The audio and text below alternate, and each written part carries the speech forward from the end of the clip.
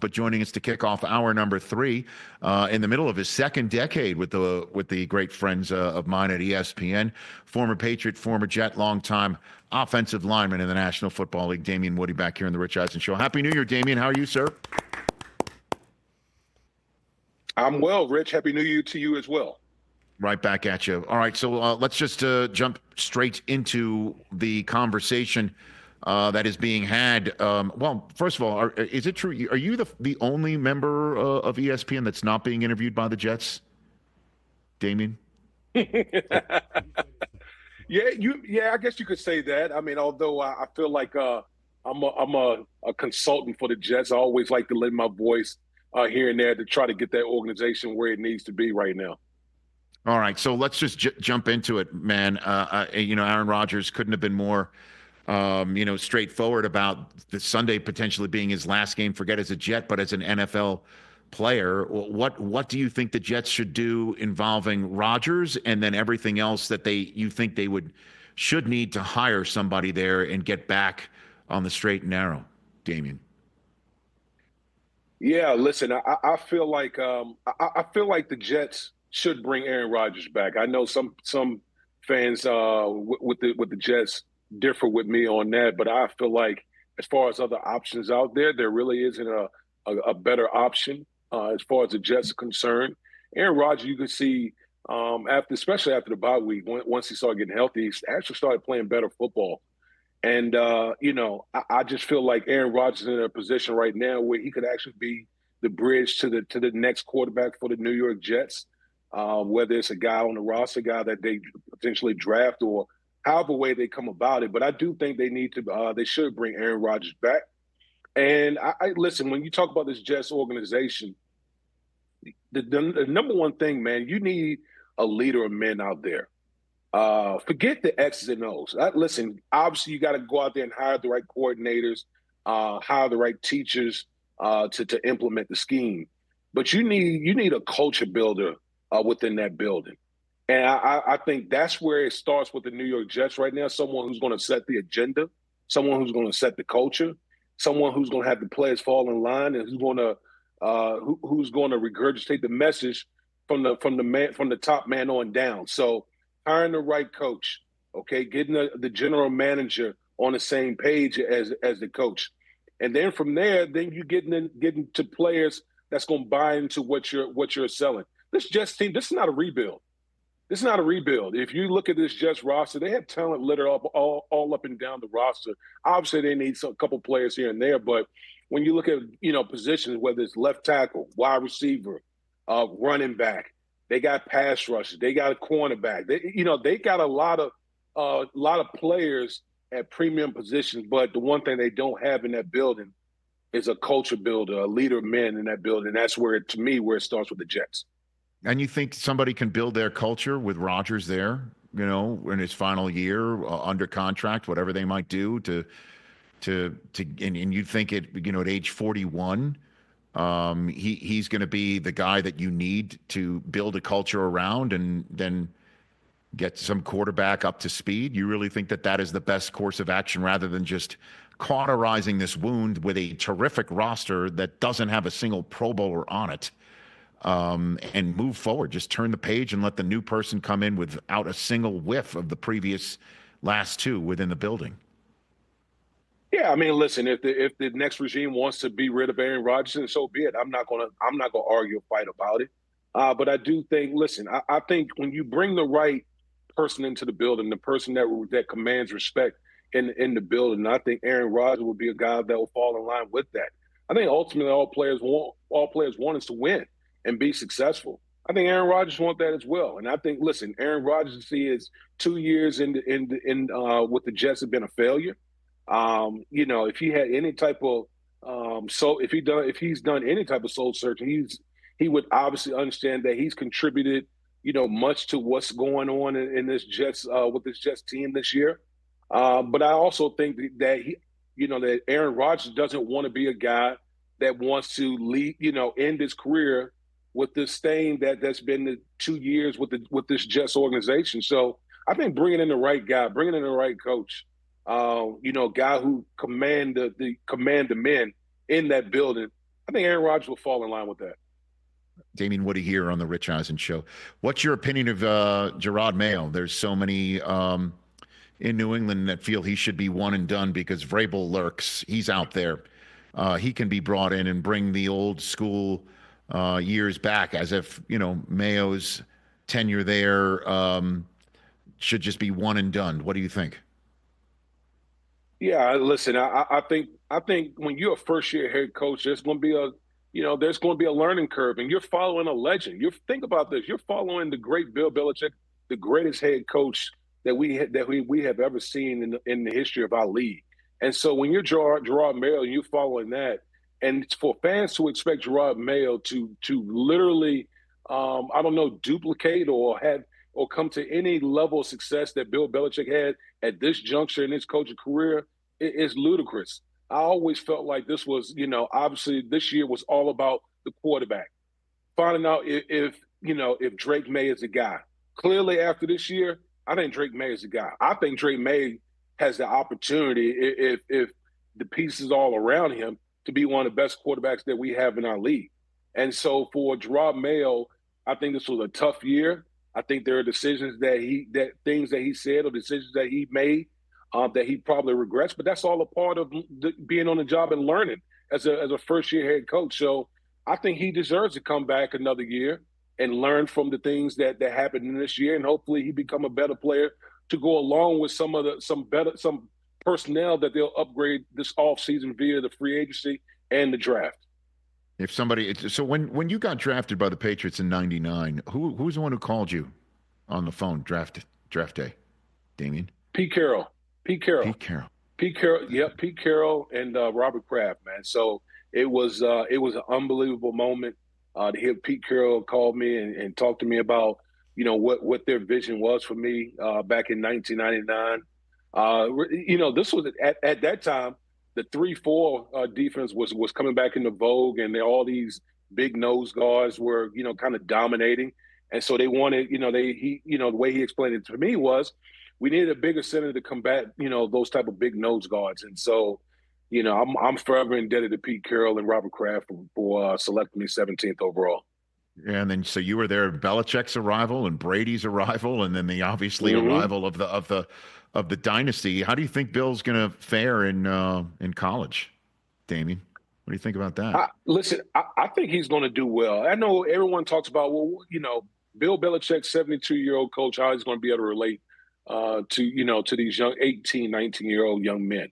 And I think that, in my opinion, Bill has so much to offer these young guys who are looking to try to make the jump to the next level. If any of these young men has any sense that want to become better players, better human beings, they'll jump at the opportunity, because I'll be the first one to tell you, if I didn't get the coaching that Bill Belichick offered me at the beginning of my career, I don't know if I would have had a 12-year career in the National Football League, because he set the foundation and taught me more about the game of football than anyone I've ever come across. So if these young men were smart, they will understand that the tremendous opportunity to be coached by Bill Belichick. Yeah, it's not going to be easy. It's not going to be a cakewalk, but nothing in life is easy. But he will make you a better player, have a better understanding of the game of football. Did you ever go into Bill's office and ask for more money like some 18-year-old might do? What do you think? That ever happened? I was a much older person. That was my first foray into free agency, and obviously at that time we didn't come to an agreement, which led to me leaving via free agency to the Detroit Lions. But listen, that's professional football, and I know the landscape of college football has changed, but listen, I think Bill is going to run that thing like a professional shop. Obviously, we see that Michael Lombardi is the general manager there, and Bill's going to implement that he's going to get in that transfer portal and NIL, and he'll manage that thing and get the type of guys that he needs in order to try to win a championship there. Yeah, who was the first to ever enter the portal for Bill back in New England? Was it Lawyer Malloy? Was it before that? Who's the first ever portal transfer in the history of Belichick's New England career? Was it you? I don't think so. I don't think so. I mean, listen, Lawyer Malloy was a transfer portal, all right. He transferred out of New England, and That's what I'm that did saying. not sit well. That That's did what I'm not sit saying. well in the locker room. I can tell you, yeah. That you talking about guys who are pissed off in the locker room. That reverberated for a couple of weeks there until we kind of steadied the ship, and then we ultimately went on to win a Super Bowl that year. But Yeah, you did. listen, I think over time, Bill Belichick learned from it, and he'll be just fine. I think it's overblown. Damien Woody here on the Rich Eisen Show from ESPN and its family of shows. So I'll ask you a sports talk radio question here, Damien. You might actually get it on NFL Live or many of the shows that you're doing. You may have already gotten it, but the team that needs the 1 seed and the bye week and the home field advantage the most in the playoffs in the NFC, the Lions or the Vikings? Who is it? I'm going to say the Lions. Obviously we talked about all the injuries on the line, particularly on the defensive side of the football.